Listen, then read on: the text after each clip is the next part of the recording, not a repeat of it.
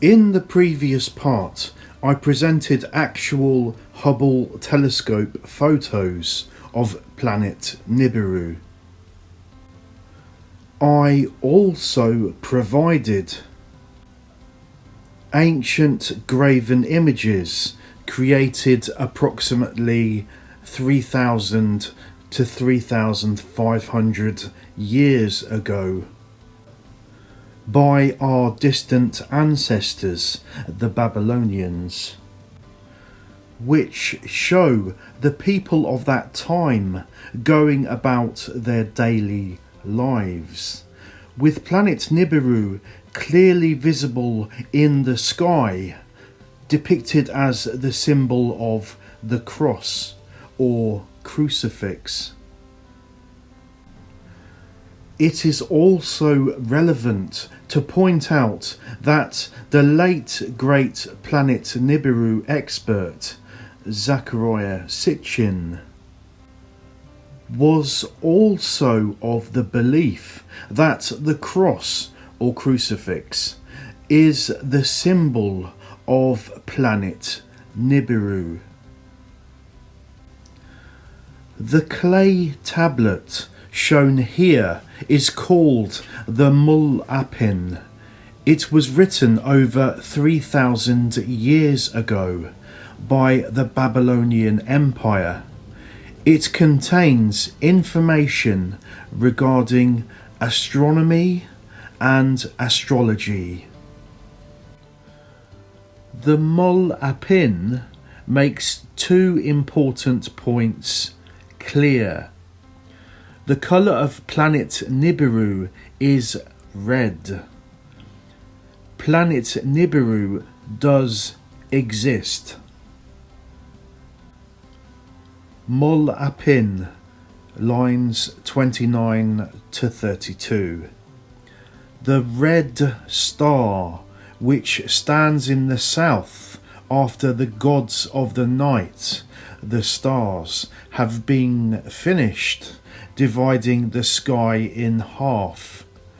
This star is Nibiru. Today, there are plenty of naysayers who claim that planet Nibiru is in fact planet Jupiter. But that claim is false. The following verses, also from the Mul-Apin, appear to separate and differentiate between planet Nibiru and planet Jupiter by the use of a dish refresher symbol. Mul-Apin, lines 36 to 38. When the stars which belong to Enlil have been finished, one big star, although its light is dim, divides the sky in half and stands there. That is the star belonging to Marduk, which is Nibiru. Dish refresher symbol.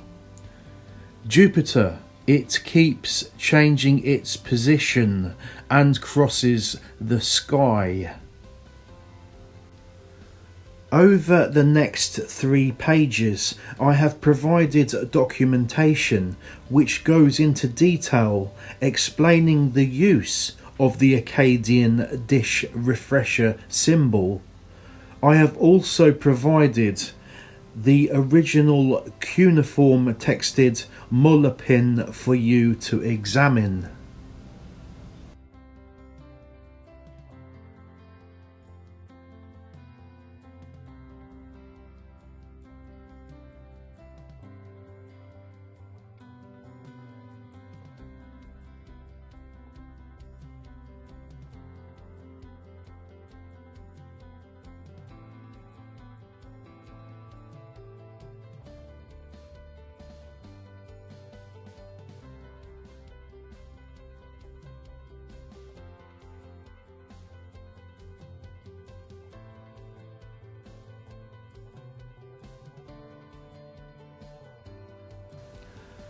If we go back to the Mul-Apin, lines 29 to 32,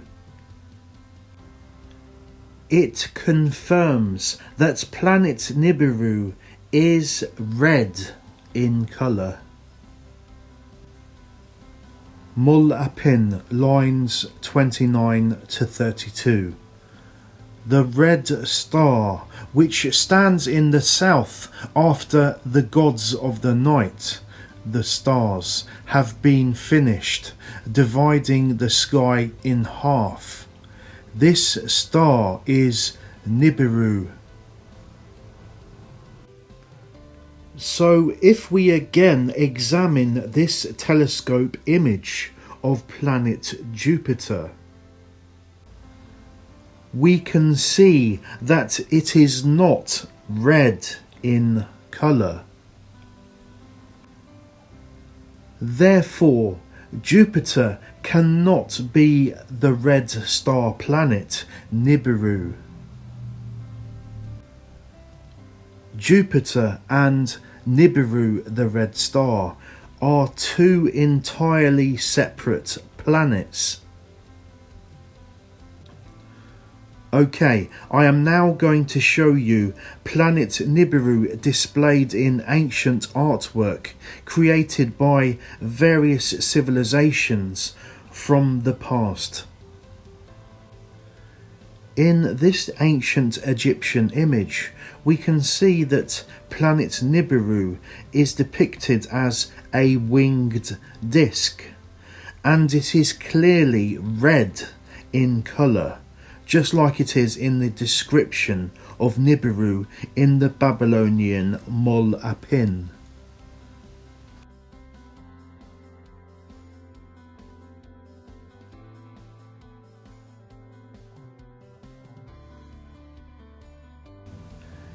In this Egyptian image of Nibiru, if you look close, you can actually see that it is spherical in shape, just like a planet.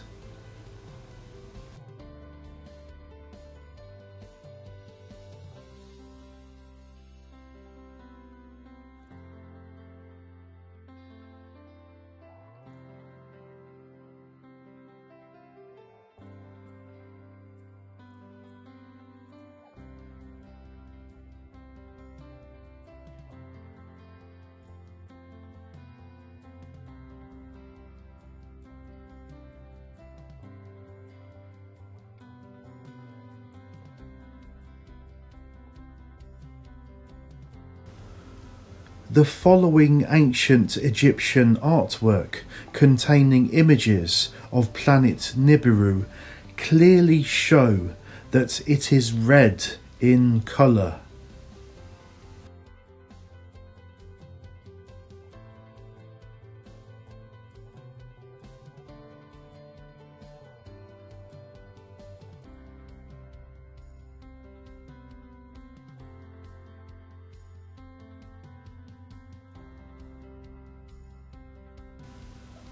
According to the descriptions of planet Nibiru, found written on Sumerian and Babylonian clay tablets, similar to the ones shown here, it would be logical to assume that planet Nibiru is a brown dwarf star, a dying sun, which is part of a mini solar system known as the Nibiru star system.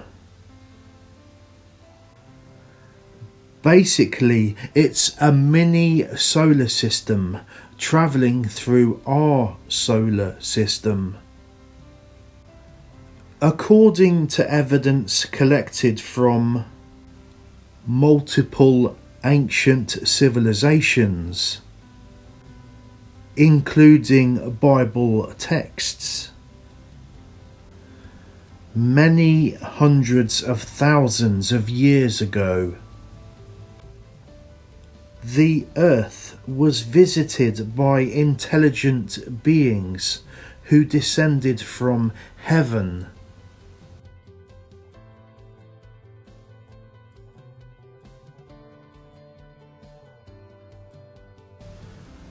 These visitors were known as the fallen angels.